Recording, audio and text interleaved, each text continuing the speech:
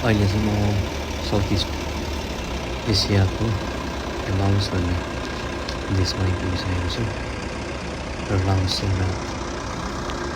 south इस्टभित्र पर्ने यहाँनिर झन्डै 7.2 देखि 8 मिलियन पपुलेसन भएको एउटा देश जसमा चाहिँ 4,000 जस्तो आइल्यान्डहरू छ र यहाँ तपाईँहरूलाई म घुमाउँछु कस्तो कस्तो के रहेछ भनेर यसो कमेन्टहरू गर्नुहोस् है कुन कुन ठाउँमा जानुपर्ने हो तपाईँहरू आउनुहुन्छ भने यहाँ ठिकै यो